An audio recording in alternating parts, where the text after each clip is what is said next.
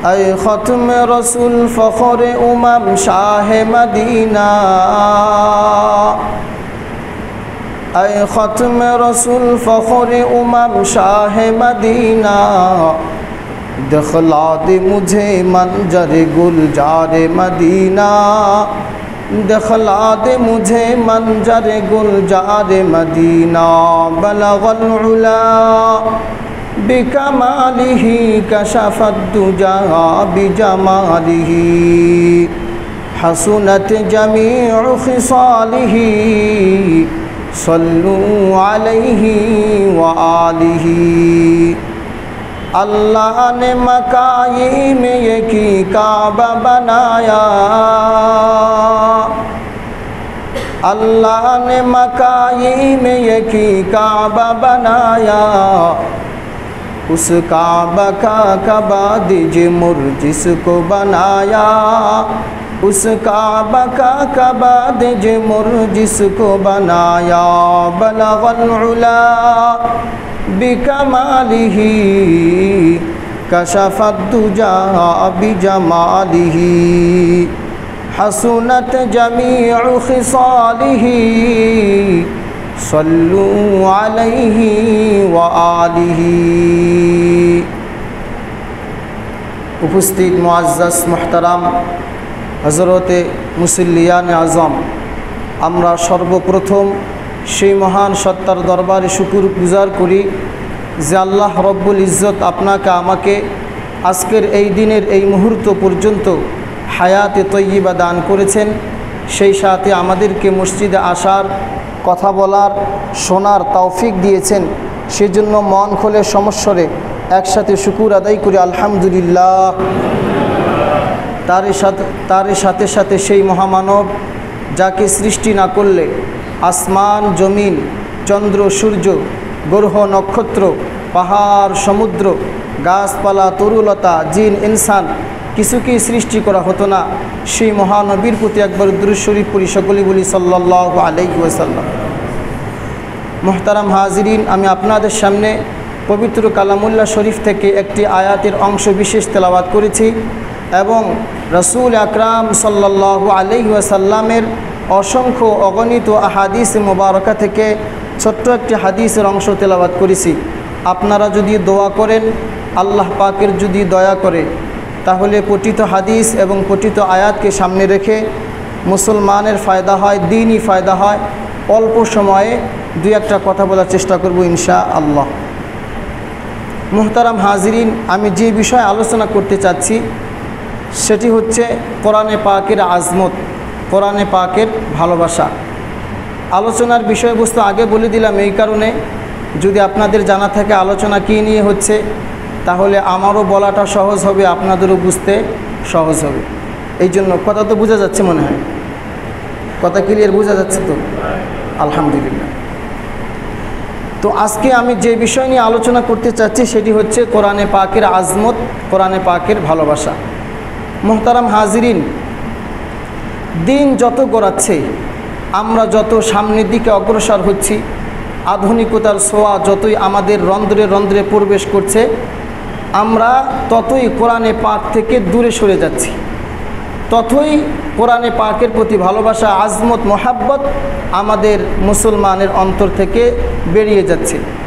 এর বাস্তব প্রমাণ আজ থেকে 30 বৎসর, 35 বৎসর, 40 বৎসর পূর্বে এদেশে এমন কোনো মুসলমানের বাড়ি ছিল না যে মুসলমানের বাড়িতে ঘরে একটা করে কোরআন শরীফের কপি ছিল না। আজ এই স্বল্প সময়ের ব্যবধানে 30 বৎসর, 35 বৎসর, 40 বৎসর, এই স্বল্প সময়ের ব্যবধানে এখন যদি মুসলমানের ঘরে জরিপ চালানো হয়, তাহলে এর ফলাফল, এর নতিজা বেরিয়ে আসবে। দেখা যাবে 50% মুসলমানের ঘরে এখন কোরআন শরীফ নাই। আর যে 50% মুসলমানের ঘরে কোরআন শরীফ আছে, এরা আবার দুই কোয়ালিটি। 25% মুসলমান কোরআন শরীফ তেলাওয়াত করে, আর 25% মুসলমান কোরআন শরীফ তেলাওয়াত করে না। দাদা মারা গেছে, দাদা মারা যাওয়ার সাথে সাথে কোরআন শরীফের তেলাওয়াত ঘরে বন্ধ হয়ে গেছে।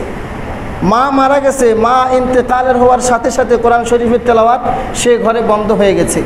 নানা মারা গেছে, কোরআন শরীফের তেলাওয়াত নিয়েই চলে গেছে। এ পর্যন্ত আর কোরআন শরীফের তেলাওয়াত হচ্ছে না। তাহলে এই সমস্ত অবস্থা দেখে মনে হচ্ছে দিন যত গড়াচ্ছে আমরা যত সামনের দিকে অগ্রসর হচ্ছি, পবিত্র কালামুল্লাহ শরীফের মোহাব্বত আমাদের দিল থেকে বেরিয়ে যাচ্ছে। আর একটা বাস্তব প্রমাণ আমি আপনাদেরকে দিই। আজ থেকে 30 বছর, প্রায় 30 বছর 40 বছর পূর্বে এদেশের কোনো বাবা যদি ছেলেকে বিবাহ করাতে চাইতো, তো কনে সম্পর্কে যতগুলো জিজ্ঞাসা ছিল, এর মধ্যে প্রথম জিজ্ঞাসা হলো, আপনার মেয়ে কি কোরআন শরীফ পড়তে পারে? আপনার মেয়ে কি পাঞ্জেগানা নামাজ আদায় করে? আপনার মেয়ে কি পর্দা নিশি না? তখনকার মেয়ের বাবা গর্ব করে, ফখর করে বলতো, হ্যাঁ আমার মেয়ে কোরআন শরীফ তেলাওয়াত করতে পারে, আমার মেয়ে 5 ওয়াক্ত নামাজি, আমার মেয়ে পর্দা নিশি না। কিন্তু এই বিষয়গুলো এখন আর জিজ্ঞাসা নাই। এখন জিজ্ঞাসা হচ্ছে কি, আপনি আমাকে কত টাকা যৌতুক দিতে পারবেন? আপনি আমাকে কত টাকা যৌতুক দিতে পারবেন? আর আপনার মেয়ে কি পাস করেছে? এই সমস্ত কারণ হলো কেন? এই সমস্ত কারণ হওয়ার একটা কারণ হলো, আমাদের বাপদাদারা যে সমস্ত জায়গায় কোরআন শরীফ রেখেছে, আমরা সেই সমস্ত জায়গায় রাখতেছি টিভি আর ছবি। আমাদের বাপদাদারা ঘরের যে সমস্ত জায়গায় কোরআন শরীফ রাখত, আমরা তাদেরই উরুসজাত সন্তান হয়ে তাদের সম্পদ ভোগ করে সেই সমস্ত জায়গায় রাখতেছি কি? টিভি আর ছবি। আপনারা শুনলে অবাক হবেন। আজ থেকে কিছুদিন পূর্বে আমার একজন উস্তাদ মুহতারামকে একজন ভাই কল দিয়ে বলতেছে, হযরত আপনার কাছে আমার একটা মাসআলা জানার ছিল। তিনি বললেন, কি মাসআলা বলুন। তিনি বলছেন, একই ঘরের একই জায়গাতে টিভি আর ছবি কি আর কোরআন শরীফ একসঙ্গে রাখা যাবে? হযরত বললেন, এটা তো সম্ভব না, এটা তো সমীচীন হবে না। তো পরক্ষণে তিনি বললেন, তাহলে কি কোরআন শরীফটা ঘরের বারিন্দায় রাখা যায় না? তাহলে কি কোরআন শরীফটা ঘরের বারিন্দায় রাখা যায় না? এ যদি মুসলমানের হালত হয় তাহলে মুনাফিক কে হবে?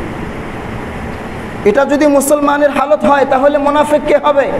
আজকে আপনি জরিপ চালায়া দেখেন কত পার্সেন্ট মুসলমান কোরআন শরীফের ধাক্কায় টিভি আর ছবিকে ঘর থেকে বের করে দিয়েছে, আর কত পার্সেন্ট মুসলমান টিভি আর ছবির ধাক্কায় কোরআন শরীফকে ঘর থেকে বের করে দিয়েছে, কত পার্সেন্ট মুসলমান কোরআন শরীফের ধাক্কায় টিভি আর ছবিকে ঘর থেকে বের করে দিয়েছে। তাহলে এই সমস্ত অবস্থা দেখে বোঝা যায় দিন যত গড়াচ্ছে আমাদের ভিতর থেকে কোরআনে পাকের আজমত ভালোবাসার দিল থেকে বেরিয়ে যাচ্ছে। মুহতারাম হাজিরিন, এই পৃথিবীতে কেউ যদি অপরাধ করে তাহলে বেঁচে যাওয়ার জন্য অনেক পথ পদ্ধতি আছে না? কেউ যদি অপরাধ করে বেঁচে যাওয়ার জন্য অনেক পথ পদ্ধতি আছে কি আছে না? অনেক পথ পদ্ধতি আছে। কিন্তু মরণের পরে কোনো মানুষ যদি কোরআন শরীফ না শিখে, কোনো মানুষ যদি কোরআন শরীফ না পড়ে, তৎ অনুযায়ী আমলও না করে, তাহলে এই মানুষটা পরপারে আল্লাহর আদালতে গ্রেফতার হবে না? গ্রেফতার হবে কি না? তাহলে এই মানুষটা বেঁচে যাওয়ার মতো কোনো পদ্ধতি কি সেখানে আছে? আল্লাহ তাআলার ক্ষমা ব্যতীত অন্য কোনো পদ্ধতি আছে? কোনো পদ্ধতি নাই। এই মানুষটা যখন গ্রেফতার হবে, শেষবারের মতো আল্লাহ তাআলা যখন তাকে জাহান্নামের চূড়ান্ত ফয়সালা দিয়ে দিবেন, তখন শেষবারের মতো সে আল্লাহ তাআলার কাছে আপিল করবে। কি আপিল করবে? সে আপিলের কথা আল্লাহ তাআলা কোরআন শরীফে বলেছেন, রব্বানা আরিনাল লাদাইনি আদাল্লানা মিনাল জিন্নি ওয়াল ইনস নাজআলহুমা তাহতা আকদামিনা লিয়াকুনা মিনাল আসফালিন। আয় আল্লাহ, আমি তো জাহান্নামের পথের পথিক, আমাকে তো জাহান্নামে যেতেই হবে, তাওআন আও কারহা, ইচ্ছাই হোক অনিচ্ছাই হোক জাহান্নামে আমাকে যেতেই হবে। যাবার আগে শেষবারের মতো আপনার কাছে একটা আপিল করতে চাই। কি আপিল? সেই পিতামাতা, হতভাগা পিতামাতা আব্বা আর আম্মা আমাদের সামনে প্লিজ একটু হাজির করায় দেন। কারণ ওই পিতামাতা আমাদের পিছনে কোটি কোটি টাকা ব্যয় করে বিদেশে পাঠিয়েছিল ডিগ্রি আনার জন্য, আমাদেরকে দোকানে বসার জন্য বাধ্য করেছিল, আমাদেরকে চাকরিতে জয়েন করার জন্য ঘরের খাবার বন্ধ করে দিয়েছিল। কিন্তু আমাদের বাড়ি থেকে 100 গজ দূরে 200 গজ দূরে নুরানি মক্তব ছিল, সেখানে কোরআন শেখা হতো, নামাজ শেখা হতো, আল্লাহ চিনা হতো, রাসূল চিনা হতো, কিন্তু কোনোদিন সেখানে আমাদেরকে যাইতে দেয় নাই। আজ তাদের কারণে আমাদেরকে জাহান্নামে যেতে হয়। যাবার আগে তাদের বিচার আমরা নিজ হাতে করব। বিচারের পদ্ধতি কি হবে? আল্লাহ তাআলা বলেন, নাজআলহুমা তাহতা আকদামিনা, তাদেরকে আমরা মাটিতে ফেলবো, তাদেরকে মাটিতে ফেলে তাদেরকে পদপিষ্ট করব, যার চাইতে আর কোনো বড় ধরনের অপরাধ, বড় ধরনের কোনো শাস্তি তাদের না হয়। তাহলে আপনি আর আমি যদি চাই আমার সন্তানের সেই দিনের অভিযোগ থেকে বাঁচতে হবে, তাহলে আমার সন্তানকে অবশ্যই কোরআনে কারিম শিক্ষা দেওয়া লাগবে কি না? আপনারা মনে কথা বুঝতেছেন না, কথা কি ক্লিয়ার বোঝা যাচ্ছে? আলহামদুলিল্লাহ।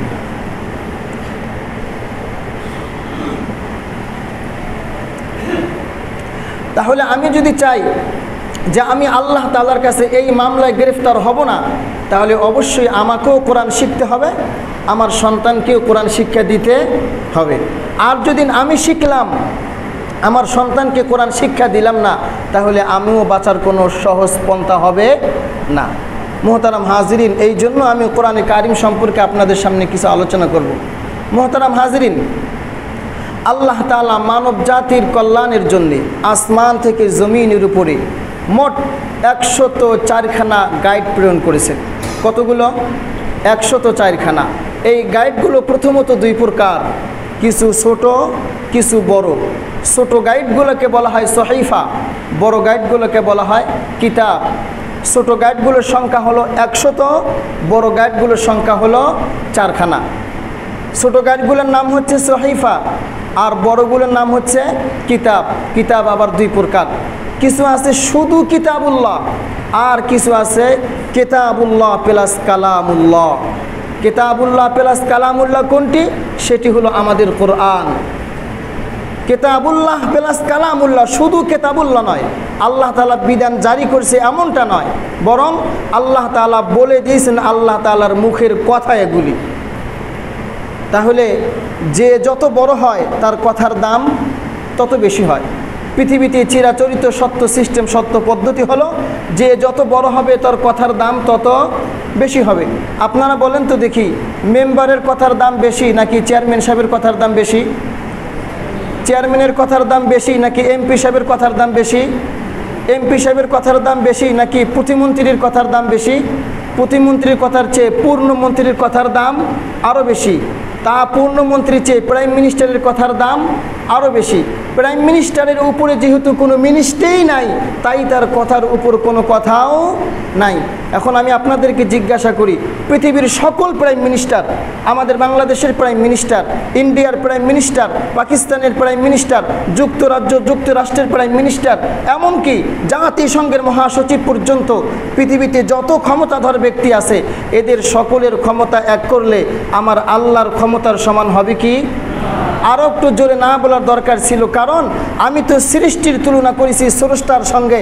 সৃষ্টির কোনোদিন স্রষ্টার সঙ্গে তুলনা হতে পারে না। আমার আল্লাহ তো এত বড় মহান, যিনি রাতকে দিন করেন, দিনকে রাত করেন। তুলিজুল লাইলা ফিন নাহারি ওয়া তুলিজুন নাহারা ফিল লাইল। আল্লাহ তাআলা তো উনি যিনি রাতকে দিন করেন, দিনকে রাত করেন। মোহতারাম হাজিরিন, আপনারা জানেন বর্তমান পৃথিবীতে অত্যন্ত পাওয়ারফুল নারীদের মধ্যে আমাদের সাবেক প্রধানমন্ত্রী উনি কিন্তু একজন ছিলেন। অত্যন্ত মর্যাদাশীল নারীদের মধ্যে, অত্যন্ত পাওয়ারফুল নারীদের মধ্যে আমাদের সাবেক প্রধানমন্ত্রী উনি কিন্তু ছিলেন। কিন্তু উনি রাতকে দিন করার আর দিনকে রাত করার কোনো প্ল্যান হাতে নেন নাই, শুধুমাত্র ঘড়ির কাঁটা 1 ঘন্টা আগায়া দিয়েছিলেন। মনে আছে? মনে আছে তো? তো ঘড়ির কাঁটা 1 ঘন্টা আগায়া দিয়া সেখানে আছে নাকি আবার পিছিয়ে গেছে? পিছিয়ে গেছে। ঘড়ির কাঁটা 1 ঘন্টা আগায়া দিয়া আবার পিছাতে হয়, তাদের ক্ষমতা। আর যিনি রাতকে দিন করেন, দিনকে রাত করেন, তার ক্ষমতা কখনো সমান হতে পারে না। আল্লাহ যেমন মহান, তার কথাও তেমন মহান। আল্লাহ যেমন বড়, তার কথাও তেমন বড়। মোহতারাম হাজিরিন, আরও একটা সহজ উদাহরণ দিলে আপনারা সহজেই বুঝবেন। আমাদের দেশে মন্ত্রী সাহেব না নির্বাচিত হন না? হন কি হন না? কয় বছরের জন্য হন? 5 বছরের জন্য। 5 বছরের সময়ের ভিতরে দেখবেন মন্ত্রী সাহেবের সাথে যাদের গুড কানেকশন থাকে, সম্পর্ক ভালো থাকে, তাদের মর্যাদাও বেড়ে যায়। মন্ত্রীর ওয়াইফ সেও একজন এমপির চেয়ে কম না। মন্ত্রীর সিকিউরিটি গার্ডের দায়িত্বে নিয়োজিত থাকা সিকিউরিটি গার্ড সেও একজন মেম্বারের চেয়ে কম না। মন্ত্রীর ভাই সেও একজন চেয়ারম্যানের চেয়ে কম না। তাহলে এতগুলো মানুষের মর্যাদা বাড়ল কেন? মন্ত্রীর সঙ্গে গুড কানেকশন থাকার কারণে। পক্ষান্তরে কেউ যদি মন্ত্রীর সঙ্গে সম্পর্ক খারাপ করে, তার জীবনের ঝুঁকি তত বেড়ে যায়। যায় না, যায় না। মন্ত্রীর পাওয়ার যত বেড়ে যাবে, মন্ত্রীর সঙ্গে সম্পর্ক খারাপ করলে তার জীবনের ঝুঁকিও তত বেড়ে যাবে। সে যদি মন্ত্রীর আপন ভাইও হয়, এরপরেও মন্ত্রীর সঙ্গে সম্পর্ক খারাপ করে সুখে থাকার কোনো সুযোগ নাই। ঠিক তদ্রূপ মোহতারাম হাজিরিন, আপনি যদি কোরআনে কারিমের সঙ্গে সম্পর্ক ভালো করেন তাহলে কোরআনে কারিম আপনাকে মর্যাদাবান বানিয়ে দিবে। পক্ষান্তরে আপনি যদি কোরআনে কারিমের সঙ্গে সম্পর্ক খারাপ করেন তাহলে আপনি যেই হন না কেন কোরআনে কারিম আপনার ধ্বংস অনিবার্য করেই ছাড়বে। যার বাস্তব প্রমাণ কোরআনুল কারিমের 30 নম্বর পারার সূরাতুল লাহাব, তাব্বাত ইয়াদা আবি লাহাবি ওয়া তাব। আবু লাহাব সে তো হাশিমি, আবু লাহাব সে তো কোরাইশি, আবু লাহাব সে তো এমন এক ফ্যামিলির সদস্য যে ফ্যামিলির আরেক সদস্যের উপর আল্লাহ পাক 30 পারা কোরআন নাজিল করেছেন। কিন্তু আবু লাহাব কোরআনের সঙ্গে সম্পর্ক খারাপ করার কারণে ধ্বংস থেকে কেউ বাঁচাইতে পারে নাই। ঠিক তদ্রূপ দোস্ত, আপনি যেই হন না কেন, যে ভাষারই হন না কেন, যে মাকামেরই হন না কেন, যে সভ্যতার হন না কেন, যে সংস্কৃতির হন না কেন, আপনি যদি কোরআনের সঙ্গে সম্পর্ক খারাপ করেন তো কোরআন আপনার ধ্বংস অনিবার্য করেই ছাড়বে। মোহতারাম হাজিরিন, তাহলে আমরা বুঝতে পারলাম কোরআনের সঙ্গে সম্পর্ক রাখলে কোরআন মর্যাদা বাড়িয়ে দিবে। আর যদি কোরআনের সঙ্গে সম্পর্ক খারাপ করি, সে যদি নবী বংশীয় হয়, সে যদি হাশিমীয় হয়, সে যদি কোরাইশীয় হয়, তার শরীরের ভিতর যদি নবীজির রক্ত পর্যন্ত চলাচল করে, কোরআনের সঙ্গে সম্পর্ক খারাপ করার কারণে কোরআন তার ধ্বংস অনিবার্য করেই ছাড়বে। আমরা এখন কোরআনের সঙ্গে সম্পর্ক রাখবো তো ইনশাআল্লাহ? কোরআনের সঙ্গে সুসম্পর্ক রাখবো তো ইনশাআল্লাহ? মোহতারাম হাজিরিন, এবার আসুন কোরআনে কারিম কি পরিমাণে কার মর্যাদা বাড়ায়। কোরআনে কারিম কি পরিমাণে কার মর্যাদা বাড়ায় আপনারা জেনে থাকবেন। মর্যাদা সম্পর্ক 3 প্রকার। কয় প্রকার? 3 প্রকার। একটা হলো আলা, একবার উন্নত মানের সম্পর্ক, আর একটা হলো আওসাত, মধ্যম দরজার সম্পর্ক, আর একটা হলো আদনা, আর একটা হলো নিম্ন পর্যায়ের সম্পর্ক। একটা হলো কি সম্পর্ক? আলা, উন্নত মানের সম্পর্ক, আর একটা হলো আওসাত, মধ্যম দরজার সম্পর্ক, আর একটা হলো আদনা, নিম্ন পর্যায়ের সম্পর্ক। তাহলে যে যেমন করে সম্পর্ক রাখবে কোরআনে কারিম তার মর্যাদা তেমনিভাবে বাড়াইয়া দিবেন। বর্তমান পৃথিবীতে প্রথম সম্পর্ক কি? প্রথম সম্পর্ক হলো আলা। এই সম্পর্ক কাদের সঙ্গে রাখে? আল্লাহ তাআলা বলেন, ইয়ারফাইল্লাহুল্লাযীনা আমানু মিনকুম ওয়াল্লাযীনা উতুল ইলমা দারাজাত। এটা বোঝার জন্য একটা উদাহরণ দিই। বর্তমান পৃথিবীতে আমাদের দেশ সহ সকল দেশে এক শ্রেণীর মানুষ আছে সব সময় সুবিধা বেশি ভোগ করে। আছে না? আছে না? সবখানি ওরা সুবিধা বেশি ভোগ করে। তারা কারা? এক শ্রেণীর মানুষ সব জায়গায় সব সময় সুবিধা বেশি ভোগ করে। কারা? সরকারি দল করে যারা, তারা। ঠিক বলছি না? ঠিক বলছি। এটা শুধু এই সরকারের নিয়ম না, শুধু এই দেশের নিয়ম না, যে দেশে যাবেন সেই দেশেরই নিয়ম করে দেওয়া হবে। তাদেরকে প্রোটেকশন দিবে।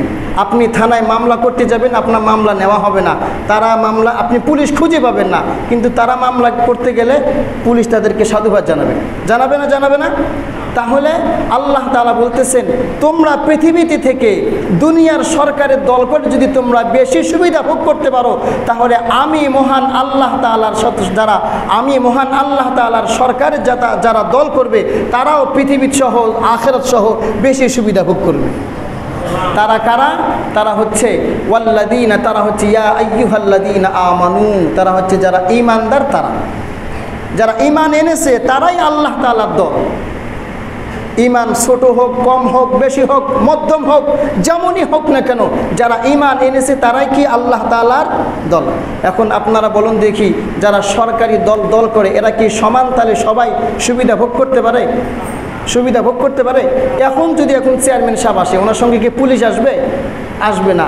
মেম্বার সাহেব আসলে পুলিশ আসবে? আসবে না। কিন্তু যদি একজন এমপি সাহেব আসে তাহলে পুলিশ আসবে কিনা? আসবে কিনা? তাহলে বোঝা গেল সরকারি দলের মধ্যেও কিছু আছে নরমাল, কিছু আছে ভিআইপি। আল্লাহ তাআলা বলতেছেন, আমার দল যারা ঈমানদার ঠিকই আমার দল, কিন্তু আমার দলের মধ্যেও কিছু আছে নরমাল, কিছু আছে ভিআইপি। ভিআইপি কারা? আল্লাহ তাআলা বলেন, ইয়ারফাইল্লাহুল্লাযীনা আমানু মিনকুম ওয়াল্লাযীনা উতুল ইলমা দারাজাত। যাদেরকে আল্লাহ পাক ইলম দিছে, আলেম বানাইছে, তারাই হচ্ছে আমার দলের ভিআইপি। মোহতারাম হাজরিন, আপনারা জেনে থাকবেন, সরকারি কোনো ভিআইপি পার্সন যদি এই থানা থেকে সেই থানায় যায়, তাহলে এই থানার ওসি সাহেব সেখানে ফোন দিয়ে বলবে অমুক ভিআইপি আপনার থানায় যাচ্ছে, ওখানে এতক্ষণ পর্যন্ত অবস্থান করবে, আপনি তার সর্বোচ্চ নিরাপত্তার ব্যবস্থা গ্রহণ করবেন। বলবে না? বলবে না? যদি এই সময়ের ভিতরে কোনো অনাকাঙ্ক্ষিত ঘটনা ঘটে, সমস্ত দায়ভার আপনাকেই নিতে হবে। তখন ওই থানার ওসি সর্বোচ্চ নিরাপত্তার ব্যবস্থা গ্রহণ করবে। করবে কি করবে না? ঠিক তদ্রূপ আল্লাহ তাআলার কোনো ভিআইপি বান্দা যখন মরে যায়, ইন্তেকাল করে, আল্লাহ তাআলা জমিনকে ইনফরমেশন করে, জমিনকে বলে, জমিন আর অল্প কিছুক্ষণের মধ্যে আমার একজন ভিআইপি বান্দাকে তোমার ভিতরে রাখা হবে, খবরদার তার সঙ্গে যেন কোনো খারাপ আচরণ না হয়। জমিন তখন জমিনের ভাষায় বলতে থাকবে, আল্লাহ আপনার কাছে যে ভিআইপি, আমার কাছে সে বড় ভিআইপি। আপনার কাছে যে ভিআইপি, আমার কাছে সে বড় ভিআইপি। এই জন্য দেখবেন মাঝে মাঝে খবর বের হয়, 10 বছর পর লাশ বের হয়েছে, লাশ তো পচে নাই, কাফরও পচে নাই। আছে না? আছে না? কে করছে? মাটি করেছে? আল্লাহ তাআলা সহযোগিতা করা হয়েছে। 20 বছর পর লাশ বের হয়েছে, 20 বছর পর নদী ভেঙে লাশ বের হয়েছে, লাশও পচে নাই, কাপড়ও পচে নাই। এমন হাজারো ঘটনা আছে। আছে না? আছে না? তাহলে আল্লাহ তাআলা বলেন, তারা হচ্ছে আমার দলের ভিআইপি, আমি তাদের সর্বোচ্চ নিরাপত্তা ব্যবস্থা গ্রহণ করি। তাহলে সম্পর্ক কয় প্রকার বলছিলাম? 3 প্রকার। এক প্রকার গেল আলা, যারা হচ্ছে ওলামা ইকরাম, তারা। আর এক প্রকার হচ্ছে আওসাত, মধ্যম দরজার, এটা বলবো না, এটা বলারও সময় হবে না। আর এক প্রকার আছে আওসাত, আদনা, অর্থাৎ সর্বনিম্নের সম্পর্ক। এটা সবার সাথে আমাদের আছে। আছে না? আছে না? আল্লাহ তাআলার সাথে আমাদের সম্পর্ক আছে না নাই? হ্যাঁ, আপনি বিপদে পড়ে গেছেন, কথার কথা, বিপদে পড়ে গেছেন, ঘরে কেউ নাই, সবার আগে মন থেকে, মনের অজান্তে বেরিয়ে আসে, আল্লাহ মাফ করো। হ্যাঁ, তার মানে আপনি মনে আল্লাহকে ডাকেন সবার আগে। বিপদে পড়লে কাকে আগে ডাকেন? আল্লাহকে ডাকে। মনে বলুক আর নাই বলুক, মনের অজান্তে মুখে বেরিয়ে আসে, মুখ দিয়ে বেরিয়ে আসে, আল্লাহ একটু সহযোগিতা করো। বলে না? বলে না? তার মানে বোঝা গেল কি আল্লাহ তাআলার সঙ্গে আপনার সম্পর্ক আছে। আপনাকে যদি আপনার বাবাকে কেউ গালি দিছে, আপনি কিচ্ছুই বললেন না, আপনার মাকে কেউ গালি দিছে, আপনি কিচ্ছু বললেন না, হয়তো ছেড়ে দিবেন। কিন্তু আল্লাহর রাসূলকে কেউ গালি দিছে, আপনি ছাড়বেন? জীবনে কেউ ছাড়বে? আপনার ঘরে উঠে জুতা পরে সোফায় বসেছে, আপনার যে বেডে আপনি শোন, সেই বেডের মধ্যে জুতা পরে উঠেছে, ময়লা করে দিয়েছে, আপনি কিছুই বলবেন না। কিন্তু কোনো আল্লাহর বান্দা যদি জুতা পায় মসজিদ ঘরে ঢুকে, এই এলাকার মানুষ ছাড়বে? ছাড়বে? ছাড়বে না। কেন ছাড়বে না? এটা আমার ঈমানের সাথে সম্পর্ক। তার মানে বোঝা গেল, আপনি ঈমানদার, যদি ইসলাম, মুসলমান, মসজিদ, মাদ্রাসার উপর কটূক্তি আসে, তাহলে আপনার মনে ব্যথা অবশ্যই লাগে। তাহলে নিম্ন পর্যায়ের ঈমানদার কি? আওসাত। এদের সাথে কোরআনে কারিমের সম্পর্ক কেমন, আর এতটুকু সম্পর্ক রাখার কারণে আল্লাহ তাআলার কাছে কী রকম মর্যাদাবান, এটা বোঝার জন্য আমি আপনাদের একটা উদাহরণ দিই। মনে করেন একজন মানুষ কোরআন শরীফ তেলাওয়াত করতে পারে না, কোরআন শরীফ তেলাওয়াত করতে পারে না, কিন্তু মনে অনেক ব্যথা, হায় হায় দুনিয়ার সব কিছু শিখলাম, আমরা তো এমন মুসলমান হয়েছি, দুনিয়ার সব কিছু শিখেছি, আমি ইংরেজিতে গোল্ডেন A+, বাংলায় গোল্ডেন A+, জ্যামিতিতে গোল্ডেন A+, কিন্তু যখন আরবি পড়তে আসি 0000। ঠিক বলছি না? ঠিক বলছি। এমনকি বাবার জানাজায় দাঁড়াইছি, জানাজায় দাঁড়াইয়া শেষ মুহূর্তে কোন কথা বলতে হয় সেটিও জানি না, কোন দোয়া পড়তে হয় সেটিও জানি না। জানাজাও শেষ, বাবাকে এখন শেষবারের মতো বিদায় দিব, কোন কথা বলে আল্লাহ পাকের সঙ্গে ডিসকাস করে ডেড বডি জমা দেওয়া লাগে আমি সেটিও জানি না। ইমাম সাহেবকে দাঁড়িয়ে দাঁড়িয়ে বলতে হয় মিনহা খালাকনাকুম ওয়া ফিহা নুঈদুকুম ওয়া মিনহা নুখরিজুকুম, ডিসকাস করে কোন কথা বলে আমার বাবাকে আমি আল্লাহ তাআলার কাছে জমা দিব, আমার সেটিও জানি না। ঠিক বলছি না? ঠিক বলছি। তো যে জিনিসটা বুঝাইতে চাচ্ছি, এমন একজন মুমিন মুসলমান শুধুমাত্র কোরআন শরীফ পড়তে পারে না, কিন্তু মনে অনেক ব্যথা, সকালে একবার চুমু দেয়, বিকেলে একবার চুমু দেয়, হায় হায় যদি কোরআন শরীফটা তেলাওয়াত করতে পারতাম কতই না সুবিধা হতো, কতই না আল্লাহ কতই না সুন্দর করে তেলাওয়াত করতাম, এমন শুধু আকাঙ্ক্ষা রাখে। এই মুসলমানের মর্যাদা কী পরিমাণে আল্লাহ তাআলার কাছে, শুধু এতটুকু বুঝাবো। মুহতারাম হাজিরিন, এটা বোঝার জন্য সহজ একটা উদাহরণ দিই। আমাদের দেশে দেখবেন কিছু ভাই আছে খেলা ভক্ত, আছে না? আছে না? প্রত্যেক মহল্লায় প্রত্যেক পাড়ায় কিছু ভাই আছে খেলাভক্ত। সে যে দেশের সঙ্গে যে দেশেরই খেলা হোক, রাত 3টা বাজে হোক, সকালে হোক, সেহরির সময় হোক, ইফতারির সময় হোক, আর তারাবির সময় হোক, ও দেখবেন টিভির মনিটরের সামনে হাজির। মাঝে মাঝে দেখবেন চিল্লাইয়া উঠতেছে, কি হয়েছে? গোল হয়েছে। তুমি পেয়েছো? না আমি পাই নাই। তোমার ভাই পেয়েছে? না আমার ভাইও পাই নাই। তোমার পাড়ার কেউ পেয়েছে? না আমার পাড়ারও কেউ পাই নাই। কে পেয়েছে? ওই নেইমার আর মেসি পেয়েছে। নেইমার আর মেসির ভক্ত হতে হতে এমন ভক্ত হয়েছে, চুল কাটতেও নেইমার কাটিং দেয়। নেইমার আর মেসির ভক্ত হইতে এমন ভক্ত হয়েছে যে চুল কাটতেও মেসি কাটিং দেয়। মুসলমানের সন্তান, আল মারউ মা মান আহাব্বা, নবীজির হাদিস, তুমি পৃথিবীতে এসে যাকে সাদৃশ্য গ্রহণ করবা, যাকে বন্ধু হিসেবে গ্রহণ করবা, অসুবিধা নাই, কিয়ামতের মাঠে আল্লাহ পাক তার সঙ্গে তোমার হাসর করাই দিবেন। তুমি যদি নেইমার আর মেসিকে বন্ধু হিসেবে গ্রহণ করে, মডেল হিসেবে গ্রহণ করে তার মতো কাটিং কাটতে পারো, অসুবিধা নেই, নেইমার আর মেসির সঙ্গে তোমার হাসর করাই দেওয়া হবে। আর তুমি যদি মুহাম্মদুর রাসূলুল্লাহর কাটিং করো, তুমি যদি মুহাম্মদুর রাসূলুল্লাহর স্টাইল ধরো, অসুবিধা নেই, আল্লাহ তাআলা মুহাম্মদুর রাসূলুল্লাহর সাথেই তোমার হাসর করাই দেবে। মুহতারাম হাজিরিন, এমন লোক আছে না নাই শুধু খেলা ভক্ত? কিন্তু একটা আশ্চর্যের বিষয় হচ্ছে কি, যারা খেলা ভক্ত ওরা কিন্তু খেলতে পারে না। ঠিক বলছি না? ঠিক বলছি। ও খেলা অনেক ভক্ত, কিন্তু মাঠে নামাই দিবেন খেলতে পারবে না। কিন্তু খেলা দেখার অতি ভক্ত। কিতাবের মধ্যে আসছে ফেরেশতা কুলের মধ্যে কোনো ফেরেশতা, শুধুমাত্র ওয়ানলি ওয়ান জিবরিল আমিন ব্যতীত কোনো ফেরেশতা কোরআন শরীফ তেলাওয়াত করার যোগ্যতা রাখে না। শুধুমাত্র জিবরিল আমিন ব্যতি রেখে কোনো ফেরেশতা কোরআন শরীফ তেলাওয়াত করতে পারে না। তারা যেহেতু কোরআন শরীফ তেলাওয়াত করতে পারে না, ওই খেলা ভক্তের মতো যেখানে কোরআন শরীফের তেলাওয়াত শুদ্ধ তেলাওয়াত শুরু হয়ে যায়, ওই খেলা ভক্তের মতো হাজার হাজার ফেরেশতা সেখানে ভিড় জমাইতে থাকে। ভিড় জমাতে জমাতে এক সময় যখন নিজেকে কন্ট্রোল করতে পারে না, ভিড় জমাতে জমাতে এক সময় যখন নিজেকে কন্ট্রোল করতে পারে না, দৌড়াইয়া গিয়া সেই তেলাওয়াতকারীর মুখের মধ্যে চুম্বন দিতে থাকে নূরের তৈরি ফেরেশতারা।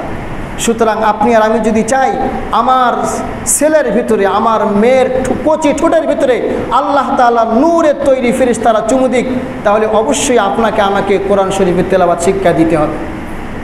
হবে কি হবে না? তো বলতেছিলাম, একজন মুমিন মুসলমান তারা যেহেতু কোরআন শরীফ তেলাওয়াত করতে পারে না, কোরআন শরীফ তেলাওয়াত করার এই পরিমাণে ভক্ত থাকে।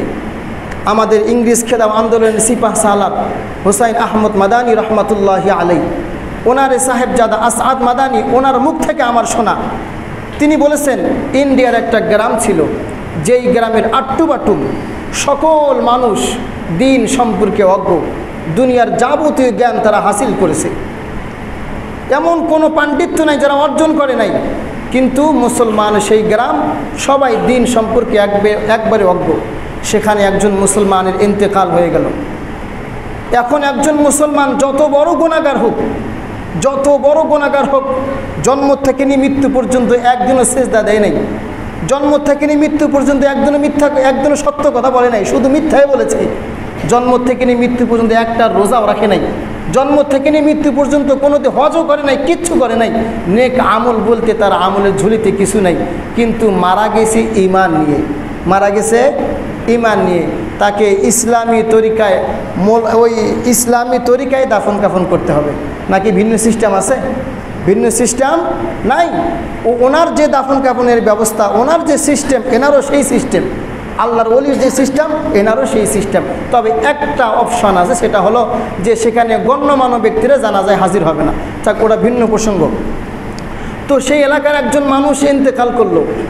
এখন যেহেতু মুসলমান, দাফন কাফন তো করতেই হবে। তারা কোনো মানুষ নাই যে দাফন কাফন করবে। মুরব্বীরা পরামর্শ করলো, আমরা যতটুকুনি পারি ওনাকে গোসল টোসল করাইয়া রাস্তার মোড়ে গিয়ে দাঁড়াই, যদি কোনো আগন্তুক মিলে যায় জানাজা পড়াইতে পারে, এমন কোনো মানুষ যদি মিলে যায় তাহলে তার মাধ্যমে জানাজাটা পড়াইয়া নেব। মোহতারাম হাজিরিন, গোসল করাইয়া রাস্তার মাঝে যখন দাঁড়াইছে, রাত শেষ হয়ে গেছে, পরদিন সকাল আসছে। সকাল যখন হয়েছে দেখতেছে অনেকক্ষণ পর একজন মানুষ টুপি পড়াওয়ালা, পাগড়িওয়ালা, জামা গায়ে দিয়ে, জুব্বা গায়ে দিয়ে সাইকেল চালাইয়া আসতেছেন। ওই মুসলমান, ওই আলেম যখন দূর থেকে দেখছেন একটা মুসলমানের ডেড বডি দেখা যায়, সঙ্গে সঙ্গে সাইকেল থেকে নেমে গেছেন, সাথে সাথে সাইকেল থেকে নেমে গেছেন। কেন নামছেন?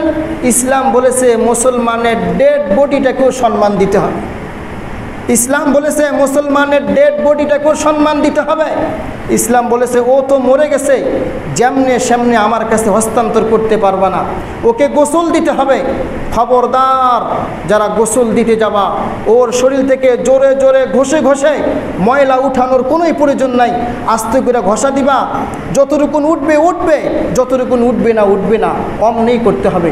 খবরদার, উলঙ্গপনা অবস্থায় ওকে আমার কাছে হস্তান্তর করতে পারবা না। মরে গেছে তো কি হয়েছে, উলঙ্গপনা অবস্থায় আমার কাছে হস্তান্তর করতে পারবা না। 3 কাপড় 5 কাপড় 7 কাপড়ের বাধ্যবাধকতা আছে। শুধু তাই না, আল্লাহ তাআলা বলেছেন খবরদার, ও নামাজের ভিতরে যে সমস্ত অঙ্গ প্রত্যঙ্গ ব্যবহার করেছে ওগুলোতে আলাদা সুগন্ধি ব্যবহার করতে হবে। শুধু তাই না, শুধু তাই না, ইসলাম বলেছে ওকে কাঁধে নিয়ে যারা বহন করবা, ওকে কাঁধে নিয়ে যারা বহন করবা, খবরদার তোমাদেরকে আস্তে আস্তে হাঁটতে হবে। কেন? ও যেন উপর থেকে নিচে পড়ে না যায়। শুধু তাই না, ইসলাম বলেছে তোমরা যারা ওকে কাঁধে নিয়ে বহন করবা, জানাজার আগে, লাশের আগে কবরস্থান পর্যন্ত তোমরা কেউ যেতে পারবে না। আজকে ও প্রধান অতিথি, প্রধান মেহমান, ও আগে যাবে, তোমরা পিছনে যাবে। যে ইসলাম মুসলমানের ডেড বডিটাকেও এই পরিমাণে মর্যাদা দিয়েছে, আজকে মুসলমানের জ্যান্ত বডিগুলোকে ডেড করে দেওয়া হচ্ছে, অথচ এর প্রতিবাদ করার লোক খুঁজে পাওয়া যায় না।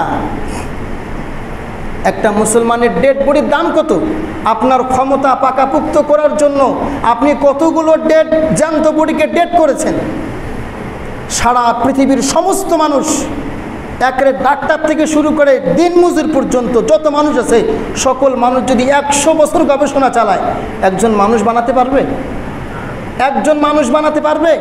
পারবে না। তাহলে আপনি কতগুলো মানুষকে ডেড করে দিয়েছেন, এর হিসাব আপনাকে দিতেই হবে। এর হিসাব আপনাকে দিতেই হবে। শুধু এখানে না, হিসাব শুধু এখানে না তো ওখানেও আছে কি না? ওখানেও আছে কি না? আল্লাহ তাআলা সর্বোচ্চ শাস্তির ব্যবস্থা করে দেন। মোহতারাম হাজিরিন, উনি সাইকেল থেকে নেমে গেছে। সাইকেল থেকে যখন নেমে লাশের কাছে আসছে, এলাকার মানুষ সকলে গিয়ে পায়ে ধরছে যে হজরত, কোনো রকম শুধু আপনি আমাদের জানাজাটা পড়ায় দেন। হজরত বললেন, হুজুর বললেন সরি।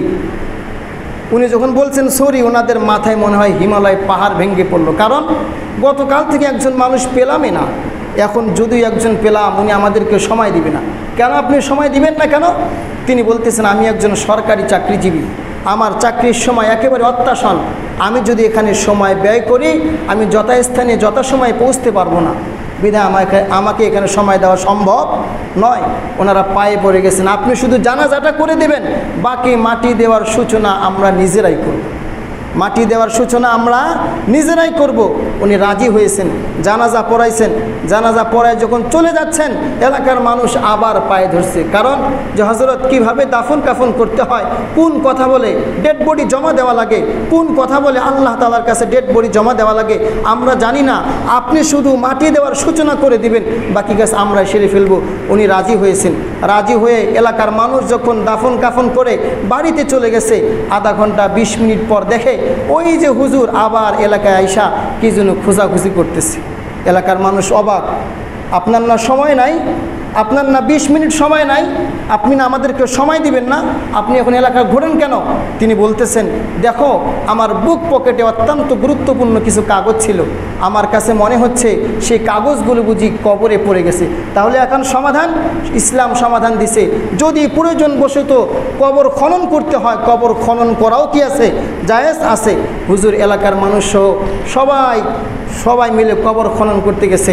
কবর যখন খনন করতেছে, বাঁশের হাঙ্গার যখন দেখা গেছে, হাঙ্গারটা যখন সরাইছে, দেখতেছে এ কি অবস্থা, 20 মিনিট আধা ঘন্টা পূর্বে যে লাশ আমরা দাফন করলাম, লাশটি আর দেখা যাচ্ছে না। কি দেখা যাচ্ছে? এত উন্নত মানের ফুল, এত উন্নত মানের সুগন্ধি ছড়াচ্ছে, যে মানের ফুল কোনোদিনও কোনো চক্ষু দেখে নাই, যে মানের সুগন্ধি কোনোদিনও কোনো নাক ঘ্রাণও নিতে পারে নাই। হুজুর বললেন আমার কাগজ লাগবে না, কাগজটা সাবেক করে দাও, যেভাবে ছিল সেভাবে করে দাও। তাহলে দুনিয়ার কোনো নেতা নেত্রী মারা গেলে তার ভালোবাসার মানুষ, তার অনুরাগীরা তার কবরের উপর ফুল ছিটায় না। আল্লাহ তাআলার কোনো আশেক মারা গেলেও আল্লাহ তাআলা তাকে ফুল দিয়ে রিসিভ করতে সময় নেন না। আল্লাহ তাআলা তাকে ফুল দিয়ে রিসিভ করতে সময় নেন না। হুজুর বলতেছেন আমাকে তার বাড়িতে নিয়ে চলো। সে কি এমন আমল করত, আমরা দাফন করতে দেরি করলেও আল্লাহ তাআলা ফুল দিয়ে রিসিভ করতে দেরি করেন নাই। তাকে আমার বাড়িতে নিয়ে যাও। গিয়ে দেখতেছেন বাড়িতে কেউ নাই, শুধুমাত্র একজন যুবতী মেয়ে কান্না করতেছে বাবার জন্য। বলতেছেন মা, এমন কি তোমার আব্বা আমল করত যে আমলের কারণে আল্লাহ তাআলা তাকে ফুল দিয়ে রিসিভ করলেন? মেয়েটা আরও কান্না বাড়িয়ে দিল, বাড়িয়ে দিয়ে বলতেছে চাচা যান, আমার আব্বার তেমন কোনো আমল ছিল না, আমার আব্বার তেমন কোনো আমল ছিল না। শুধু দেখতাম প্রতিদিন সকালবেলা আর বিকালবেলা হাত মুখ পরিষ্কার করত, পুকুর পাড়ে যাইতো, হাত মুখ পরিষ্কার করত। আয়শা ওই যে কিতাবটা দেখা যায় ওইটা নিত, পড়তে পারতো না, শুধু হাত বুলাইতো আর বলতো এ মেরে রব কা ফরমান হায়, এ মেরে রব কা ফরমান হায়, মেরে রব নে জো কাহা ও সচ্চা কাহা হায়, মেরে রব নে জো কাহা ও সচ্চা কাহা হায়। এতটুকুন পড়ছে। তুই হুজুর দেখতেছে সেটা দুনিয়ার কোনো কবি সাহিত্যিকের কিতাব না, সেটা আল্লাহ তাআলার কালাম।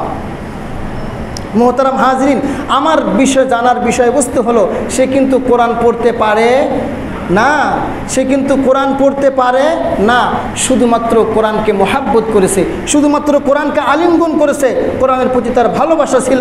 এতটুকুন থাকার কারণে আল্লাহ তাআলা তার কী পরিমাণে মর্যাদা বাড়াইছে, আল্লাহ তাআলা তার কী পরিমাণে মর্যাদা বাড়াই দিয়েছেন। এই জন্য কোরআনের সঙ্গে সুসম্পর্ক করবেন, ইনশাআল্লাহ কোরআন আপনার মর্যাদা বাড়িয়ে দিবে। আর যদি সম্পর্ক খারাপ করেন, আপনি যেই হন আবু জাহেলের মতো আপনাকেও ধ্বংস হতে হবে, আবু জাহেলের মতো আপনাকেও ধ্বংস হতে হবে। মোহতারাম হাজরিন, আমরা সকলেই কোরআন শরীফের শুদ্ধ তেলাওয়াত শুনবো তো ইনশাআল্লাহ। সময় বড় দামি, এটা বলে শেষ করে দিব। সময় অত্যন্ত দামি জিনিস। আচ্ছা আপনারা বলেন তো দেখি, পৃথিবীতে আল্লাহ পাকের যত নিয়ামত আছে, পৃথিবীতে আপনার জীবনে, ব্যক্তিগত জীবনে, সবার জীবনে আল্লাহ পাক আপনাকে যত নিয়ামত দান করছেন, সবচেয়ে দামি নিয়ামত কোনটা? কেউ বলতে পারবেন? হ্যাঁ হ্যাঁ, সবচেয়ে দামি নিয়ামত হলো মানুষের হায়াত। সবচেয়ে দামি নিয়ামত হলো মানুষের জীবন। আপনার যদি জীবনেই না থাকে, আপনার যদি হায়াতেই না থাকে, তাহলে আপনি কি গাড়ি বাড়ি ব্যাংক ব্যালেন্স করতে পারবেন? পারবেন না। তাহলে সবচেয়ে দামি নিয়ামত হলো কি? হায়াত। এই হায়াতটা কী পরিমাণের, এটা বোঝার জন্য একটা উদাহরণ দিই। প্রত্যেক মানুষ, আমরা ভিতরে, বডির ভিতরে আত্মা আছে না নাই? আমাদের বডির ভিতরে আত্মা আছে না নাই? এই আত্মাগুলো মোট 5টি জায়গায় বাস করে। কয়টা জায়গায়? মানে সময় যে কী পরিমাণে মূল্যবান এটা বোঝার জন্য বলছি। এই আত্মাগুলো মোট 5টি জায়গায় বাস করে। আমরা সকলেই সেখানে ছিলাম, আছি, আর একখানে চলে যাব। প্রথম যে জগতে বাস করে সেই জগতের নাম হচ্ছে আলমে আরওয়াহ, রুহের জগৎ। সেখানে ছিলাম কি না? ওখানে থাকতে থাকতে থাকতে থাকতে একটা সময় আসছে ওখানে থাকার সুযোগ নাই, আর এক জগতে পাঠিয়েছেন। সেই জগতের নাম হচ্ছে আলমে বতন, মায়ের পেটের জগৎ। ওখানে মায়ের পেটে থাকতে থাকতে একটা সময় আসছে, আল্লাহ তাআলা বলছেন এখানেও থাকার সময় শেষ, আর একখানে চলে যাও। বর্তমান যে জগতে বাস করছে এই জগতের নাম হচ্ছে আলমে দুনিয়া, দুনিয়ার জগৎ। এখানে থাকতে থাকতে থাকতে থাকতে থাকতে থাকতে এমন একটা সময় আসবে আল্লাহ তাআলা বলবেন না, আর 1 সেকেন্ডও তোকে থাকার সুযোগ দেওয়া হবে না। ইজা জা আজালুহুম লা ইস্তাগফিরুনা সাআতান ওয়া লা ইস্তাকদিমুন।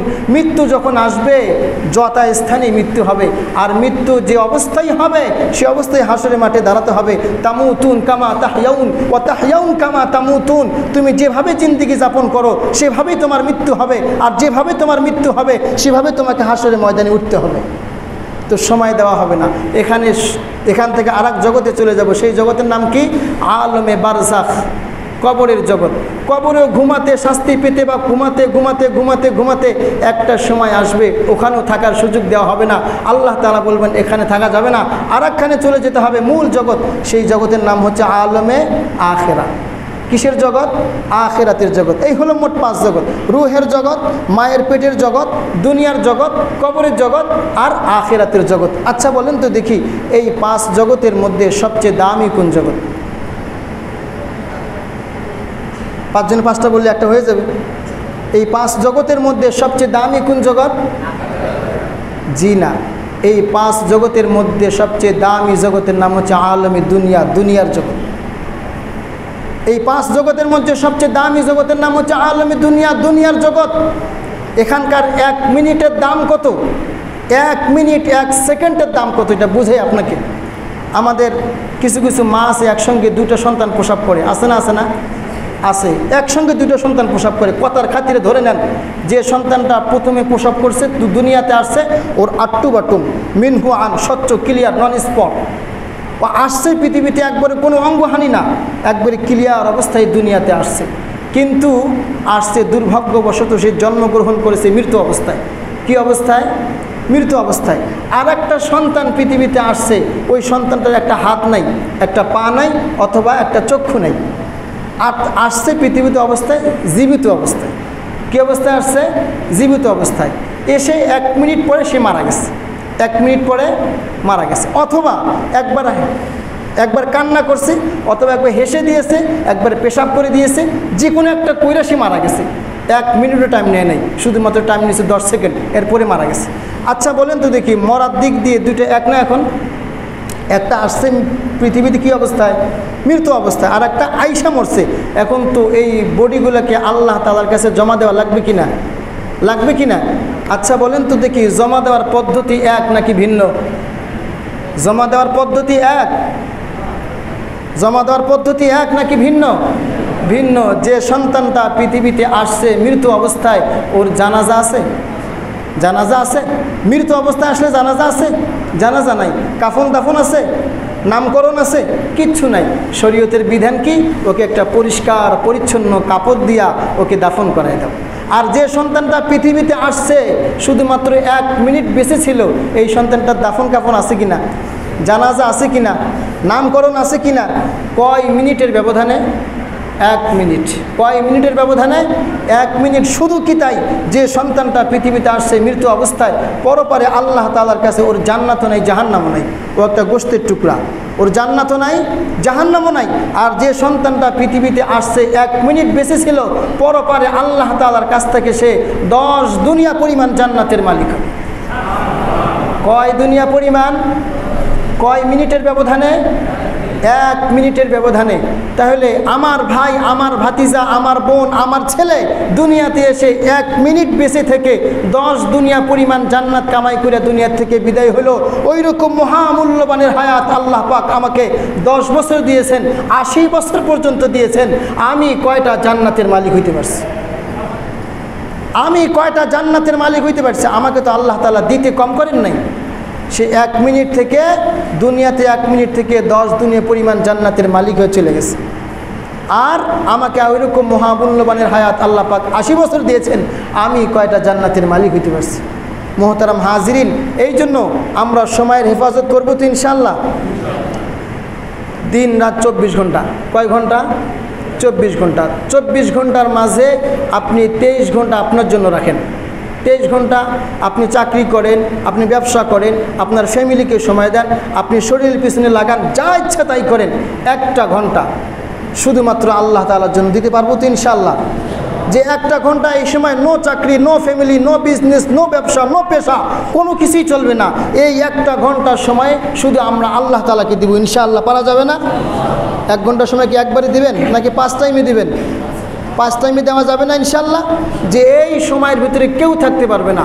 আল্লাহ তাআলা বলছেন, তুই শুধু আমাকে নামাজটা ওকে কইরা দে, তুই কোথায় আটকিবি পরপারে আমি সেটা নিজে দেখবো। আল্লাহ তাআলা বলতেছেন। এই জন্য হাদিসের মধ্যে আসছে কোনো ব্যক্তি, হাদিসের মধ্যে আসছে সমস্ত উম্মতকে জাহান্নামে নিয়ে যাওয়া হবে, এই উম্মতকেও জাহান্নামে নিয়ে যাওয়া হবে। সমস্ত উম্মতের পায়ের মধ্যে বেড়ি থাকবে, হাতে হাত করা থাকবে, জাহান্নামের বেড়ি থাকবে, গলায় জিঞ্জির থাকবে। এই উম্মতকে যখন নিয়ে যাওয়া হবে, এই উম্মতের পায়ে বেড়ি থাকবে না, হাতে হাত করা থাকবে না, গলায় জিঞ্জির থাকবে না। আল্লাহ তাআলা জাহান্নামের ফেরেশতা বলবেন, আল্লাহ এটা কেমন আসামি, হাতে হাত করা নাই, পায়ে বেড়ি নাই, গলায় জিঞ্জির নাই, মনে হয় ভুল করে এদিকে আসছে। আল্লাহ তাআলা বলবেন, না না না, ওরা ভুল করে আসে নাই, ওরা আমার স্পেশাল নবীর স্পেশাল উম্মত, আমার স্পেশাল নবীর স্পেশাল উম্মত। জাহান্নামের ফেরেশতা বলবেন, তাহলে ওদের হাতে হাত করা নাই কেন, ওদের পায়ে বেড়ি নেই কেন? আল্লাহ তাআলা বলবেন, যে হাত উজুর মধ্যে ব্যবহার হয়েছে গেছে ওখানে কোনোদিন হাত করা লাগবে না, যে পা হেঁটে হেঁটে মসজিদে গেছে ওখানে কোনোদিন বেরি লাগবে না। তাহলে জাহান্নামের ফেরেশতা বলবেন এভাবেই কি জাহান্নামে দিয়ে দিব? আল্লাহ তাআলা বলবেন হ্যাঁ, ওভাবেই জাহান্নামে দিয়ে দাও। জাহান্নামে যখন দিয়ে দেওয়া হবে আগুন পিছন দিকে ভাগতে থাকবে। আল্লাহ তাআলা কালিমা স্মরণ করাই দিবে, আগুন পিছন দিকে ভাগতে থাকবে। জাহান্নামের ফেরেশতা আগুনকে লাঠি চার্জ করবে, ওকে ধর খুজিহি, ওকে ধর, আগুন ধরবে না। আবার লাঠি চার্জ করবে, খুজিহি, ওকে ধর, আগুন ধরবে না। আবার লাঠি চার্জ করবে, খুজিহি, ওকে ধর, আগুন ধরবে না। তিনবারের মাথায় আল্লাহ তাআলা আগুনের জবান খুলাই দিবে, আগুন বলতে থাকবে লাইসালি সুলতান মান ক্বালা লা ইলাহা ইল্লাল্লাহ দাখালাল জান্নাহ। যে ব্যক্তি কালিমা শরীফ পড়তেছে ওকে গ্রাস করার ক্ষমতা আল্লাহ পাক আমাকে দেয় নাই। কিসের বিনিময়? নামাজের বিনিময়। তো আপনি আর আমি 1 ঘন্টা অন্ততপক্ষে 23 ঘন্টা আপনার জন্য রাখেন, 5 ঘন্টা 1 ঘন্টা আল্লাহ তাআলার জন্য দেওয়া যাবে তো ইনশাআল্লাহ? কে দিতে পারবো ইনশাআল্লাহ? বলেন কিয়ামত পর্যন্ত না, যতদিন পর্যন্ত আল্লাহ তাআলা হায়াত দিছেন অতদিন পর্যন্ত একটা সেজদা মিস করব না ইনশাআল্লাহ। পারা যাবে না? 23 ঘন্টা ফ্যামিলির জন্য দেন, 23 ঘন্টা ব্যবসার জন্য দেন, 1 ঘন্টা ওয়ানলি ওয়ান শুধুমাত্র আমার রবের জন্য আমি দেব ইনশাআল্লাহ। পারা যাবে না? আল্লাহ তাআলা সকলকে আমল করার তৌফিক দান করেন। ওয়া আখিরু দাওয়ানা আলহামদুলিল্লাহি রাব্বিল আলামিন।